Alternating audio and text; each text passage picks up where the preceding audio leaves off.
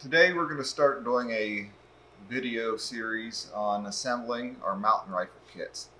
Um, this will be similar to the series we did on the colonial rifle kits, but there are some differences between the two models. So we wanted to go through the process of putting it together, from start to finish, and hopefully this will help guide people along as they're putting their own kits together. We'll take a minute here just to show you what you might expect in terms of the parts when you receive your kit. So hopefully we can get zoomed in here just a little bit. So here's a stock as you might expect to receive it.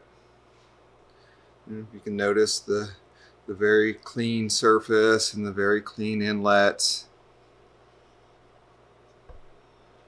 And this is a result of the process that we use to make the stocks. So we take a lot of care in making our stocks and all of our components for that matter. And they're, to be honest, very different than other components that are generally on the market.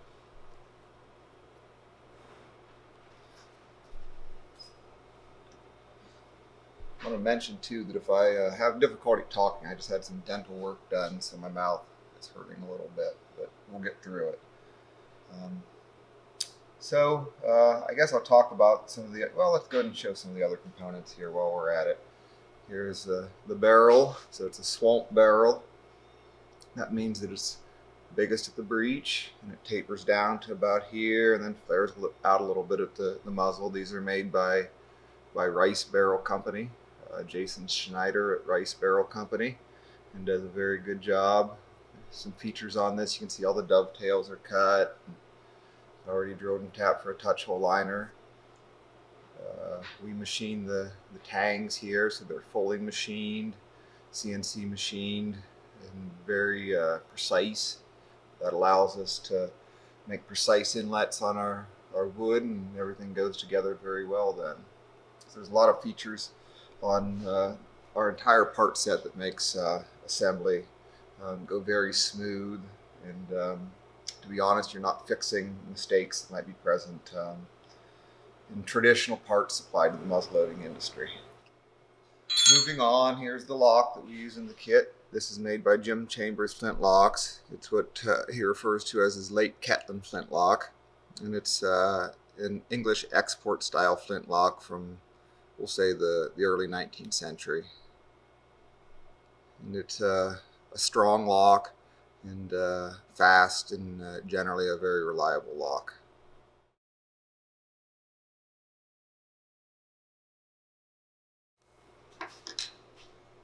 The next item we'll show are the set triggers. So these are set triggers that are very typical of mountain rifle set triggers.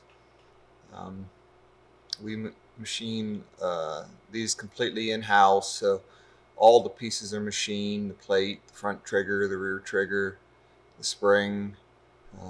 So they're all CNC machined and very, very precise, very reliable, very smooth. They're just great triggers is what they are. The CNC machining makes a noticeable difference. We started making triggers using cast parts, and you can see we can see and feel a big difference in the performance of the triggers when they're all machined. Just to show how the set trigger works very quickly, you can fire the rifle just by pulling the front trigger. However, it will be a harder pull. The weight to fire the lock will be significantly more than if you set the triggers first. So in order to fire the triggers set, you first pull the rear trigger back, and that loads the triggers. And then it requires much smaller force on the front trigger to disengage the triggers and allow the rear trigger to flop up and come in contact with the sear of the lock. One thing I didn't mention is this mountain rifle is styled after some rifles that were made in western North Carolina during, let's say, the first and second quarter of the 19th century. Probably the second quarter of the 19th century is more accurate.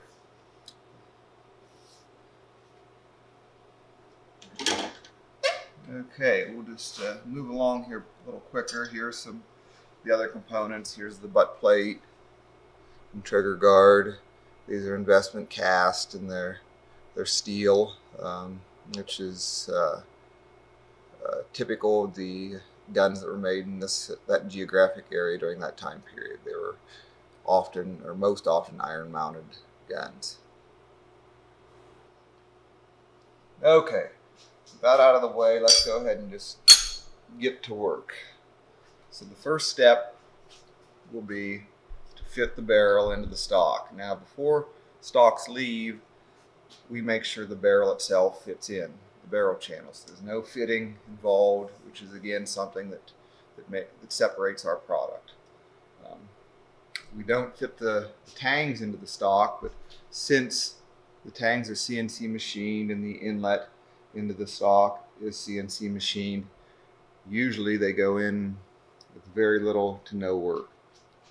So let's go ahead and give that a try. First thing we'll do, though, is in case there is a little bit of interference, we'll take a little bit of transfer color, put on the tang, so as we insert it into the stock, we can see if it's rubbing anywhere. So I'm going to take a little, this is Prussian blue, I believe, and you just want a little bit. You don't want much at all. This is kind of a grease that you get too much, it doesn't work well. I think I've gotten a little more than I prefer, but I might get a paper towel here and we'll be able to help that out. Okay, let me step aside and get a paper towel. It's important to just have just a little coating on. If you get it too thick, it'll give you false readings and make a mess, is what it'll do. There's lots of different materials that can be used as transfer colors. You can use just plain soot from a candle. There's commercial products that are used for inletting, often called inletting black. So usually I just put it on a toothbrush, and if you get too much, I just kind of wipe it off. And once you get it loaded up with the right amount, it'll kind of just let a little bit on there, and life is usually pretty good. I'm going to put some on the back of the breech too to make sure we're getting decent contact there. Okay, so let's give it a try to see if it'll fit in the stock. So, put it back in the barrel channel here. Okay. There we go. Mallet. So it started to go in the stock. I'm going to make sure the barrel's back. Oops. A little better clamp on it. Make sure the barrel's back by just tapping the muzzle. Now I'm going to start tapping the breech in. You can see the tang is dropping right in place, which is a very good thing. So now the breech area seems to be in place, and I'm going to go ahead and tap the rest back in with the dowel. And you can see how it fits, which is really a pretty big achievement to make parts just fit and first go like that. And again, that's because of all the care we put into this and the processes that we use. So I'm gonna pull it out now and then see if there's anywhere that's interfering. I want to make sure that the breech is all the way against the wood, and I think it wouldn't stand. There's a tiny little gap. It wouldn't hurt to try to get it to come back a little bit. We'll see.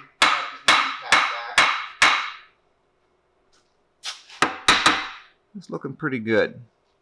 So now we'll pull the barrel out. Now you can see that the tang, if I tap it down, it'll be flush with the wood, but it's sticking up a little bit right now, and that's a good thing. when you remove the tang in the barrel, you want the back end of the tang to come out of the stock first. If you try to do it otherwise, there can be interference issues between the area directly in front of this boss. So you actually want this to come out first. And when we make these, we make them so that they have to be sprung a tiny bit to fit down in the inlet.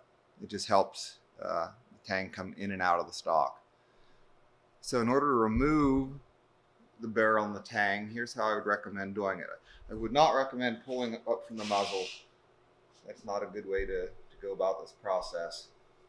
The best way is to just hold your stock and your barrel like this, and I kind of squeeze. I'm squeezing with my left hand and my right hand, and I'm going to tap a little bit. And that allows, you can see the back end of the tang came out a little further. We want it to come out of the stock first. Now, since it's already well out of the stock, I'm going to loosen my grip on my left hand. It's a little snug, but it's coming out. And then what will happen is it'll come out, and then we'll pull it out of the front here. Okay, so the barrel's out. We're going to set the barrel aside. Take a stock now and see if there's any areas that might be showing interference. That might be problematic. I see a couple areas. I'll point to them.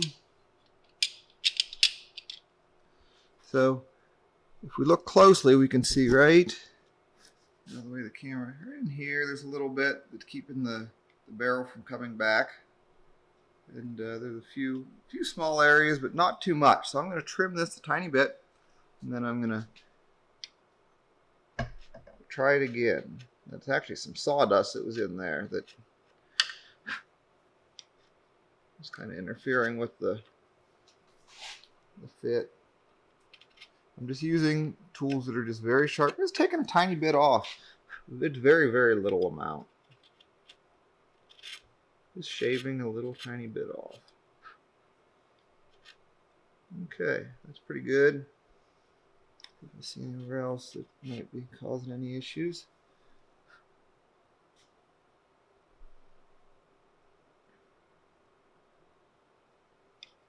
Okay. I like what I see, so I'm going to go ahead and put it in there again and see how it looks.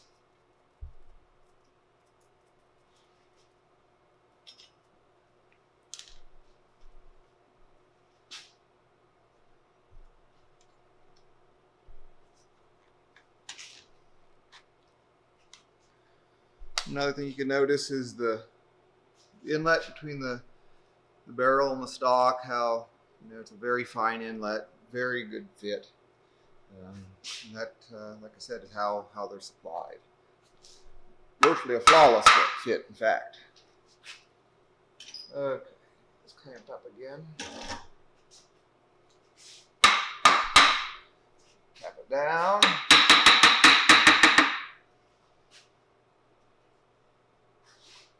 Okay. Let's drop it right down in there, and it looks exceptionally good. So we're ready to move on. That was easy enough. We'll drink a coffee and move on here. So the next thing we'll do is we'll fit our set triggers. The reason we're moving on to the set triggers is that we can then put the two screws through the tang and lock the barrel in place. So we'll roll the gun over to install the set triggers. Again, the mortise is very, very close. The only thing I'm going to do is there's a tiny radius at the corners, a little 1/16 of an inch radius, or excuse me, a 32nd of an inch radius, but I'm just going to clean those out a little bit. You probably get away with not even doing this, but I'm just going to square up that radius a tiny bit. You could use a little chisel, you could use even a little knife, a little X-Acto knife. Doesn't really require much at all. So with any luck, excuse me, our triggers will fit well too. So Let's go ahead and see if they will. Okay, so they're going in. Again, going right in the stock. We'll just tap them a little bit to get them seated the rest of the way.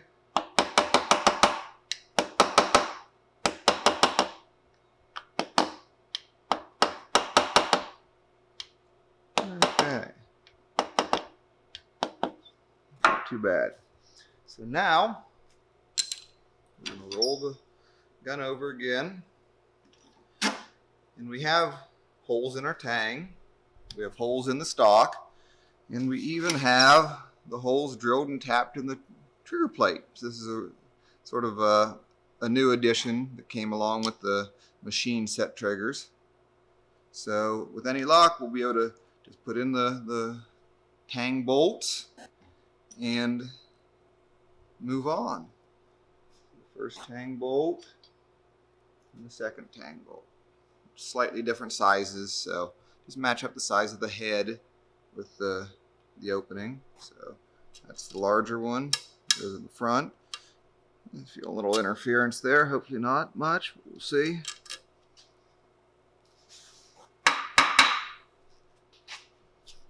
And this is the rear one. Okay. That little tap, it should go in, hopefully. A little more interference than I like here. Let's see what's going on.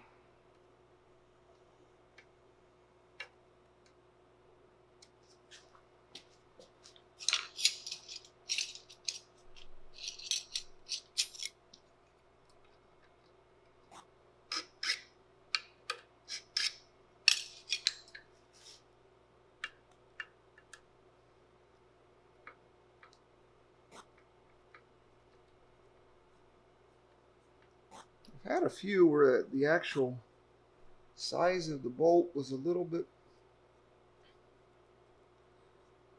larger than the size of the hole in the tang, and I don't know if that's the case with this one or not. Yeah, it is. So if you take a look, you can see how there's a little bit of shininess on the shank of this bolt. So it's just basically an interference fit between the shank of the bolt and the actual tang. So in the future, we'll make accommodations to give a little bit more slack there. But in the meantime, I'll just take a round file and go into this and open this hole up a little tiny bit, and life should be good.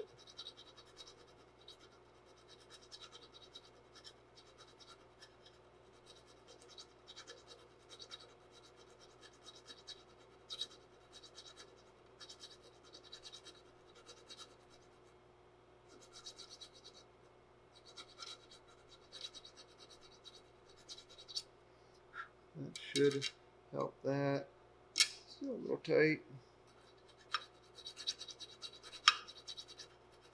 And then if I pick a different tang screw, it may just fit in, because there's a certain tolerance to these, and I've noticed the shank does vary a little bit in size once in a while. But like I said, we'll keep an eye on this and hopefully avoid the problem. I'm going to go ahead and pull a different tang screw out of the bin and see what we come up with here. Hold on here one moment.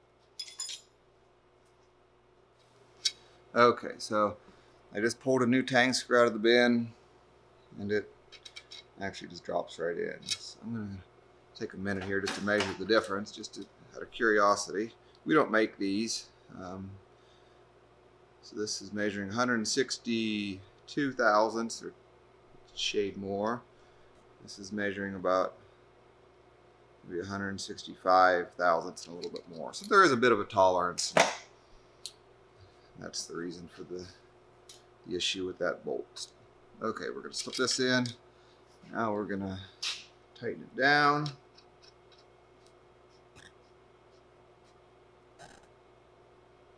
Okay, threaded right into the trigger plate. Everything lined up very well. And that one went right in and lined up very well. Fit, absolutely no gaps anywhere. What we want.